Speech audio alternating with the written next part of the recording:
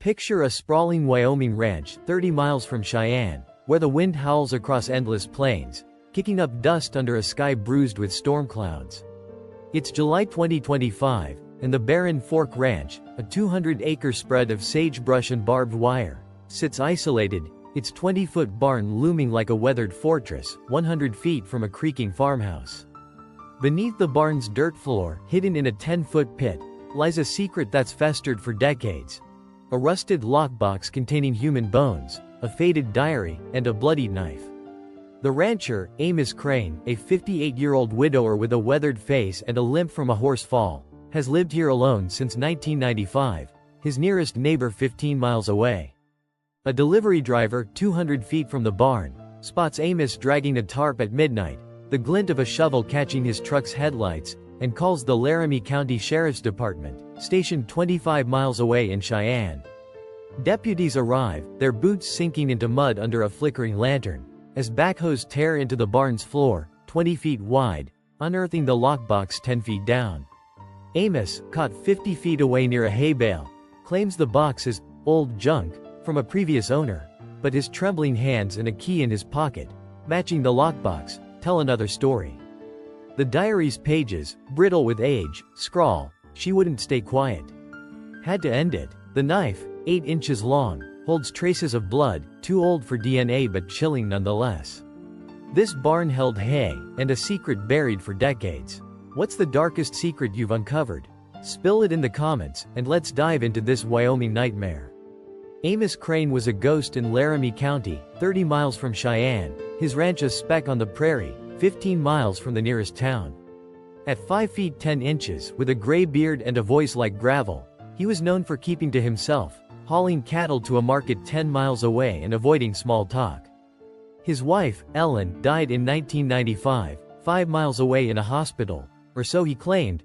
Rumors swirled she'd left him, but no one pressed. The delivery driver, Hank, a 45-year-old with a bad back, saw Amos's tarp near the barn, 200 feet from his truck, and noticed fresh dirt piles 50 feet away.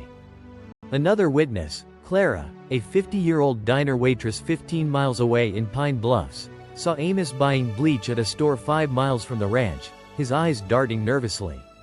Deputy Sarah Holt, a 14-year veteran with a sharp mind, led the investigation, joined by Detective Ben Walsh, a 40-year-old from Cheyenne, 25 miles away. The lockbox buried 10 feet under the barn held a femur and skull, dated 30 years old by forensics 25 miles away, and the diary named Ellen. In frantic entries, she found the money. She had to go. Suspicion fell on Hank, whose brother, Roy, a 42-year-old mechanic 10 miles away, had a land dispute with Amos over 50 acres, 200 feet from the barn. Had Hank planted the tip?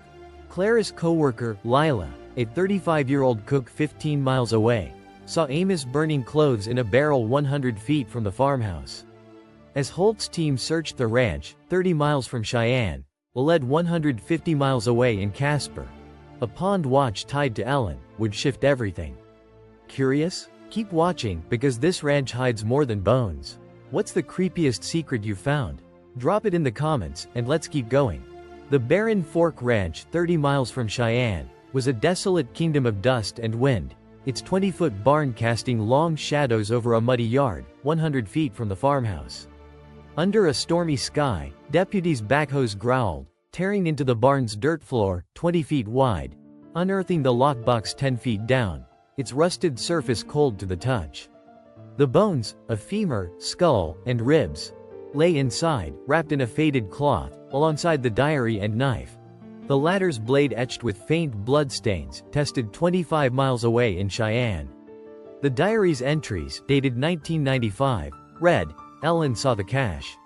She threatened to tell. No choice. Deputy Holt, standing 5 feet 7 inches with a gaze that cut through lies, questioned Amos in a Cheyenne precinct, 25 miles away, his flannel shirt stained with barn dirt.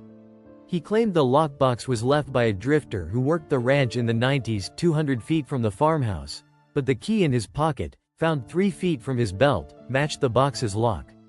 A search of the farmhouse, 100 feet from the barn, uncovered a hidden compartment under a floorboard, 10 feet from Amos's bed, with $10,000 in old bills, a woman's ring engraved, EC, and a photo of Amos with Ellen, taken 5 miles away at a fair in 1994. Hank, the delivery driver, was a question mark. His brother Roy's dispute with Amos, over land 200 feet from the barn, made him a suspect. Had he tipped off deputies to settle a score? Hank's story. He saw Amos's tarp by chance 200 feet from the barn, held, but his frequent deliveries, 50 feet from the ranch gate, raised flags. Clara, the waitress, recalled Amos's bleach purchase, 5 miles away, and saw him arguing with a woman resembling Ellen years ago, 15 miles from Pine Bluffs.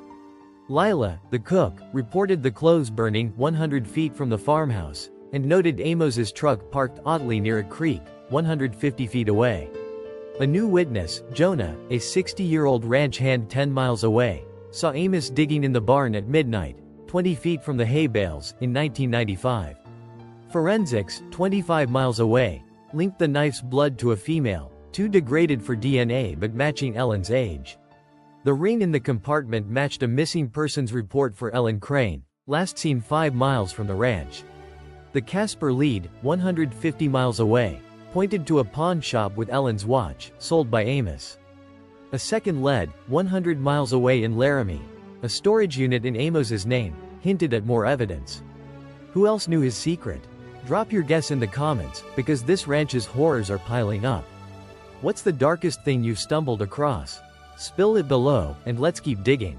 The Casper lead, 150 miles from Cheyenne, was a pawn shop 5 miles from downtown, where Ellen's watch, a silver band with EC, was sold in 1996, a year after her disappearance.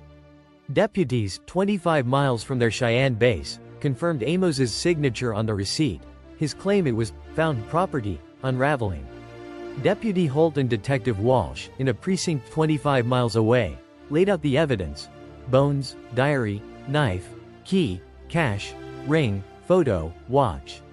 Amos's voice cracked. She wouldn't let it go. Ellen, his wife, had discovered his side hustle, smuggling stolen cattle, 200 feet from the barn, for $50,000 in cash, hidden 10 feet from his bed. Threatening to report him, she confronted Amos in the barn, 20 feet wide, where he struck her with the knife and buried her in the 10-foot pit, sealing her in the lockbox. The diary was his confession, written to quiet his guilt, detailing debts to a buyer 10 miles away. Hank's brother Roy was a red herring. His land dispute, 200 feet from the barn, was unrelated, confirmed by deeds 15 miles away. Clara's citing of the argument and Lila's report of the clothes burning 100 feet from the farmhouse added weight. Jonah's testimony, 10 miles away, pinned Amos digging in 1995, 20 feet from the hay.